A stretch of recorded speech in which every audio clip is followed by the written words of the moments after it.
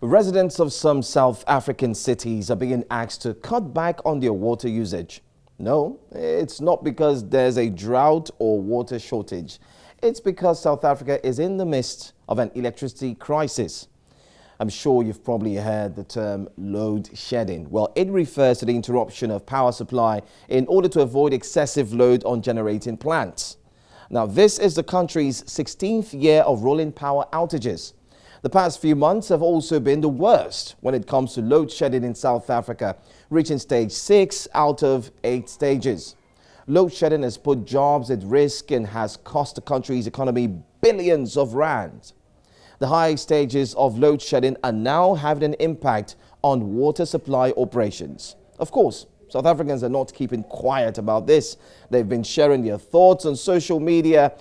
But in between most of these conversations lies the spread of inaccurate information. This spread of misinformation is not by citizens alone, but also by South African government officials.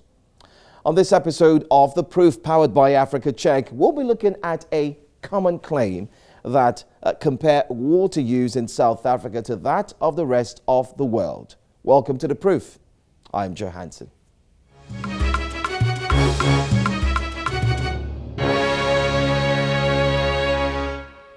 Welcome back. Now, over the past few years, Gauteng, that's South Africa's most populous and economically active province, has suffered increase in water interruptions. More restrictions are expected. Now, water storage is stable in other parts of the country, but still, the government has urged people to save water. Against this backdrop, Africa Check is looking at two common claims that compare water use in South Africa to that in the rest of the world. Geruza Bumba, a researcher with Africa Check, joins me now on the program. Thank you for being here. Let's get straight into the first claim. So in October 2022, Rand Water, which is a public water utility company which supplies water to 4 of South Africa's provinces, Gauteng being one of them, released a media statement informing Gauteng residents that it would be implementing certain water restrictions. One of the reasons that it gave for implementing the water restrictions was that, according to the utility, Gauteng's water use was very high per person per day. In the statement, they gave certain figures and said that Gauteng users use over 300 liters per person per day, and this was very high when compared to the world average, which the utility said was 173 liters of water per person per day. Weeks later, Mr. Mzi Kumalo, a member of the Gauteng Government Executive Committee, shared similar sentiments as shared by Rand Water. So how did you determine if this claim was true or false?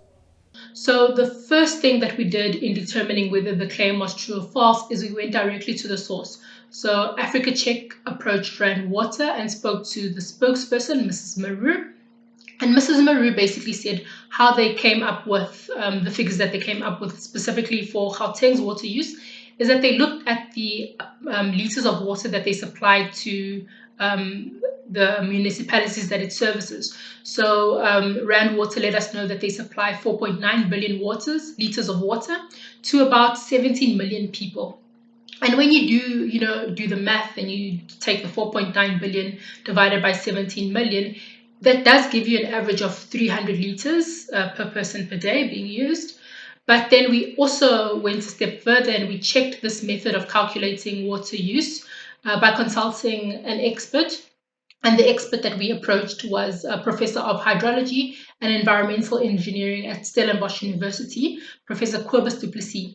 And Professor Kobus du Plessis basically looked at this method and explained to us that it isn't a reliable way of making coming to a figure of, any area's water use for various reasons. So he said that firstly, you can't take bulk supply, right, and then divide it by the number of people in a municipality to then get an average, simply because some municipalities have more industries than others. So, as we know, households use less water than industries. Industries use way more water. And the areas or the municipalities with more industries would definitely have distorted figures for water use per person.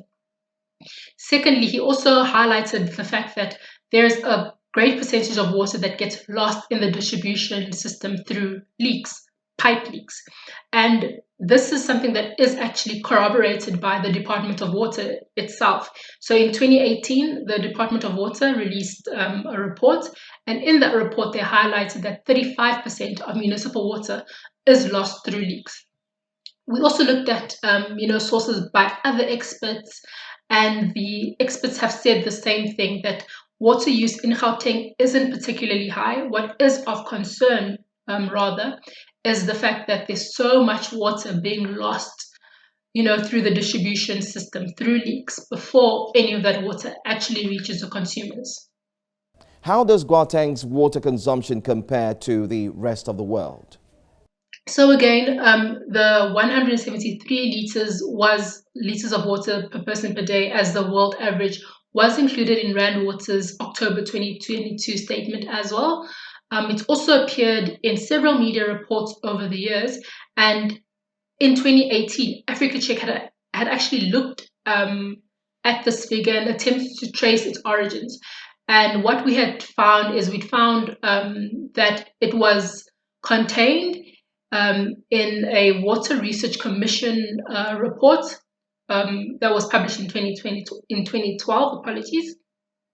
And when we contacted one of the authors of the report, they explained that they had calculated a world average data, a world average per person per day water use, by looking at data provided by the International Benchmarking Network, or IBN. When Africa Check did speak to a representative from IBN, they explained to us that the data available then was only collected from 150 countries. So they rely on the data of those specific countries that they're looking at to come up with a country average based on the water utilities of those countries reporting. But IBNet doesn't have, local government data from several countries. That data is unavailable. So then to only use 150 countries average country use to then come up with a global or a world average use would be unreliable. Some experts have also pointed out to Africa Check that many people from all over the world rely on various, ad hoc water sources that aren't actually metered. So those would also be excluded, and the figure of a global water use average would literally be impossible to calculate for those reasons. Well, the experts have definitely weighed in on this claim. So overall, you found the claim about South Africans' water use when compared with the rest of the world to be incorrect, in quotes. Well, someone may think, so they got water figures wrong? What's the big deal? So something that we can all agree on, that is government, the experts that we've spoken to, consumers themselves, the water restrictions is a problem. And when trying to find a solution to the problem, it's important to diagnose the source of the problem correctly. So if we have government departments or the Department of Water getting the data wrong or interpreting the data wrong, there's a really high chance that the solutions that they then come up with might not have long-lasting effects because they've gotten the data wrong, they've gotten the diagnosis wrong. So it is quite important to us to understand what the problems actually are. If it is infrastructure that's old and leakage of water is actually what the issue is, then that's important to diagnose correctly. It's important for government to diagnose that correctly and then find solutions to deal with that in order to ensure that water restrictions aren't something that we live with for a while. Thank you. Thank you so much for joining us.